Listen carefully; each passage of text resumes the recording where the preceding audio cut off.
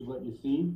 And we certainly will make ourselves available at one-on-one phone calls, or we'd be happy to come down and do a meeting too for you to learn more about the project, the company, and our vision for the home sites there. Thank you. Thank you. So at this point, I think we will start the question and answer phase. I know there's been a lot of stuff coming in the chat, but what we're gonna wanna do is there is gonna be a raise hand feature at the middle bottom of your screen. And if you click that, your hand will raise. And what I'll do is promote folks as a panelist. That way you'll be able to turn on your camera and your mic and ask questions. We'll field those, and then we'll promote the next person and go from there. So it looks like we've got HBL is Matt Weber, he's a civil engineer, and Chris Flick, he's a civil engineer.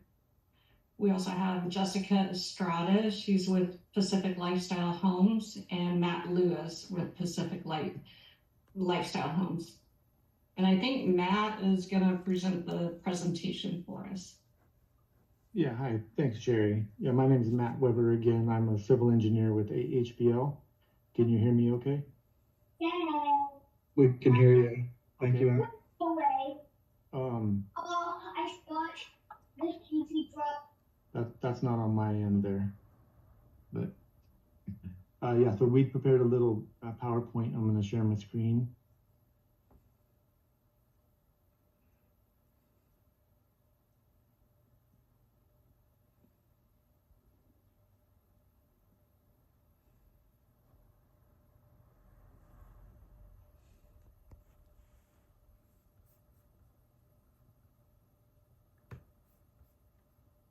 So Jackson, as you noted, you had a picture of the aerial photo, which is what this is as well. So there's, by the way, can you guys see my cursor if I'm pointing or no? Yes, we can. Oh, okay. So the site, yeah, is above Springwood Avenue, and this is Bethel to the east or west. Sorry, north is up. The North Point neighborhood or subdivision abuts us to the south.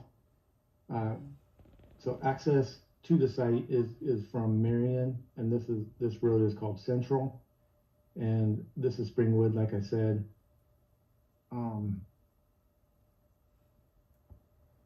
Actually, let me just talk about this for one more second. So the site has an existing house on it, and there's multiple outbuildings. Those are going to be demolished as part of the project. We have noticed, or we're aware that there's a wetland that's just to the southwest of the site, and there's an existing wetland buffer from that wetland that does extend into the corner of our site. This next slide here is a copy of the City of Olympia's transportation plan. So as we started to look at a potential development of the site, Marion Street is noted as an existing neighborhood collector, and the city's transportation plan has that street extending to Springwood. Whoops. Sorry. Extending to Springwood, and then there's other future neighborhood collectors that are planned in the transportation plan. So as we look at our site, we have to plan for those road connections as part of the requirement. So when we met with the city requested that we connect to Marion and implement this neighborhood collector, as well as extend Central through the site. The city also indicated that they wanted to have somewhat of a grid pattern of the roadway network within the site. So this was a guiding document to our initial look and review of the site. This next slide is the current zoning map. So as Jackson mentioned, that when you go to the Growth Management Act and the comprehensive plans, I didn't copy all that, but one of those regulating documents is the zoning, and our site is zoned R4 to 8, as Jackson mentioned, and we're like right in the middle of that zoning in the city. So in terms of a development or what's allowed within the site, basically it's slated for residential use, and there's minimum and maximum densities for that. So as Jackson mentioned, the minimum density is 4 units an acre. The maximum density is 8 dwelling units an acre. The minimum setbacks are, just reading that real quick, 20-foot front yard setback. The interior side yard setbacks are 5.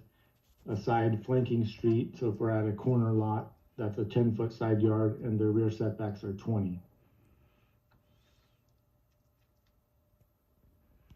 So this is a page from our preliminary plat application showing the development proposal.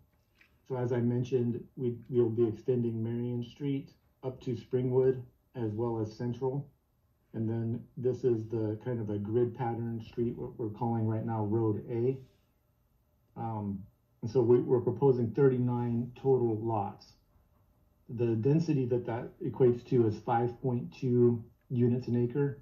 So we're above the minimum dwelling units, which would be 4 units an acre, and the maximum of 8 units an acre. We're at 5.2 units per acre. And we're not proposing any townhomes. So all of the lots would be single family detached homes is the proposal. Yeah, so just talking about this a little bit, I mentioned the wetland that is to the southwest of our site. This tract B is the buffer from that wetland. Tract C is our proposed storm pond. Tract A is a right-of-way dedication, so along Springwood we will be doing roadway improvements, widening the road, new curbs, gutters, sidewalks, street trees. And Tract D is our soil, it's basically a tree retention, soil restoration area, I guess soil and vegetation protection area. This, I didn't mention this earlier, but this was actually one of the guiding things for our development proposal. Was there's this tree right here where my cursor is quite a significant tree. It's a 70-inch redwood, 70-inch diameter redwood tree, which we really wanted to preserve. So we're also saving some other trees that are within this tract, and then we'll also be planting additional trees within that area. Yeah, so just utilities, we have sewer, there's sewer available in this area. There's sewer in Springwood Avenue, and we'll be connecting to, some of the lots will connect to that sewer. There's also a sewer in Central. There's also sewer in Marion. There's a manhole. Our main point of connection is right at our south boundary in Central. Power is provided by PSE and cable by Comcast. This next slide is our landscape plan. So this is just kind of showing a little more detail on what I was talking about with the vegetation that's planned and street trees. As I mentioned, this tract C is our proposed stormwater pond.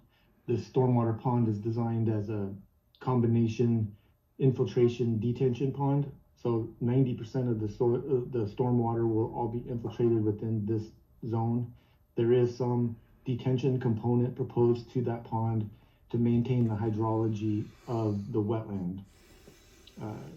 We could talk more about the details of that, but basically we're infiltrating all the stormwater in this tract with some existing flow going to the wetland.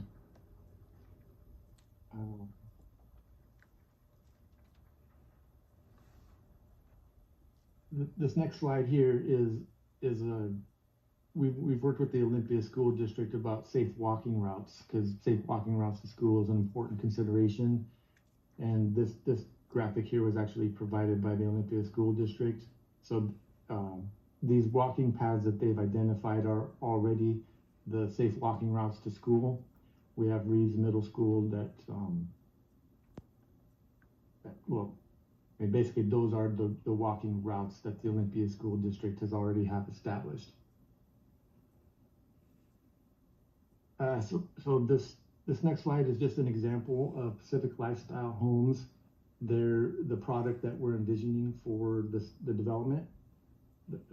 The homes may not be exactly these homes, but this is an indication of the style of home we intend to build. And you can go to this website, pacificlifestylehomes.com, for more information about the builder. This is unique a little bit. I didn't mention this earlier, but Pacific Lifestyle Homes is the developer on this project. They're my client, so they will be doing the development. They will also be building the homes, which is kind of important because we're not here just as a developer to develop the site and then leave. We actually intend to go all the way to the very end of selling these homes. Yeah, so I guess just in summary, like Jackson was mentioning about the comprehensive plan and all of the Growth Management Act, zoning, like what we're proposing is consistent with and meets all of those proposed plans.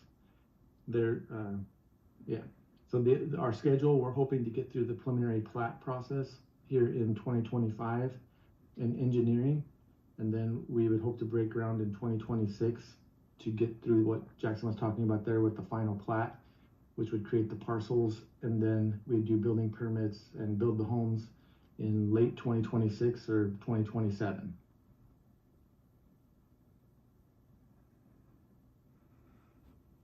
Thank you, Matt, for that presentation. I don't know if there's anyone else from your team that has anything to add, but I think... Again, I just want to emphasize, we're in our very first round of review. We have not completed our review. It's in the very beginning. So that's some of the things we will be looking at during the process of our review. It's only been here for a short period of time. And so I lead the reviews from engineering, but I do that in conjunction with members of Public Works. The transportation engineer will be making comments, stormwater engineer will be making comments, solid waste makes comments, sewer, water, groundwater, all of those departments. And I consolidate them and I work with those individuals. So that's something that we will be looking at, but at this point, that's not what the plans show. And that's part of the purpose of this meeting, is that we will take notes of things that we may not be aware of. So I've written that information down to move forward and take into consideration with our review of the project. Excellent, thank you. Thank you. Yeah, and I would suggest putting those concerns into a written comment and emailing them to me. That'll be the best way to get them in the record and definitely considered during this first round of review. Thank you. Okay, we'll do that. Thank you. You're welcome. Let's see.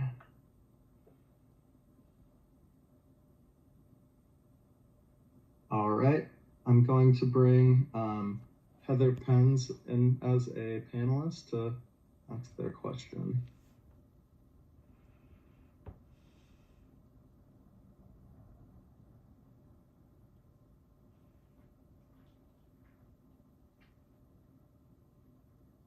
Should be coming in here shortly.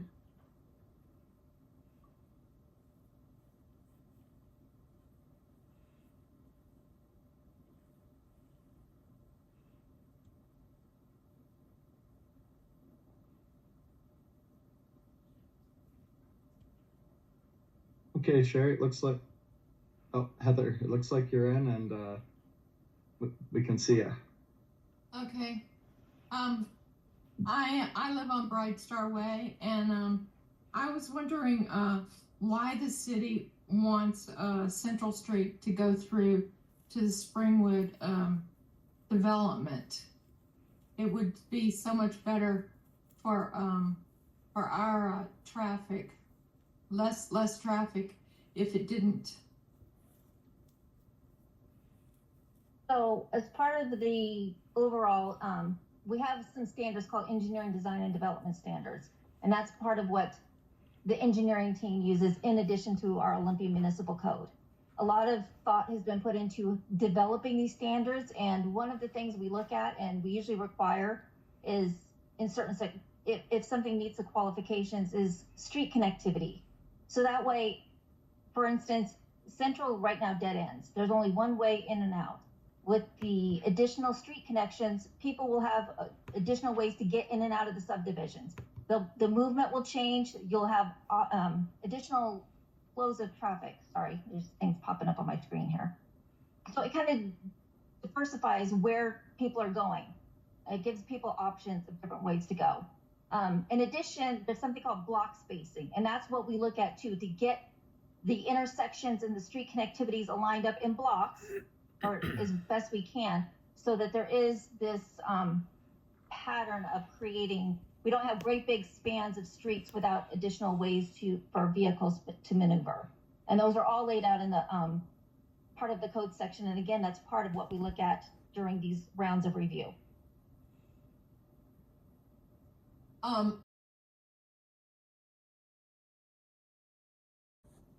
And search for it.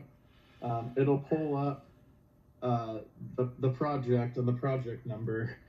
And to navigate this, it's a little clunky and not super user friendly, but I'll walk you through how to get there. You'll click on the project number and it'll bring up this map of the location.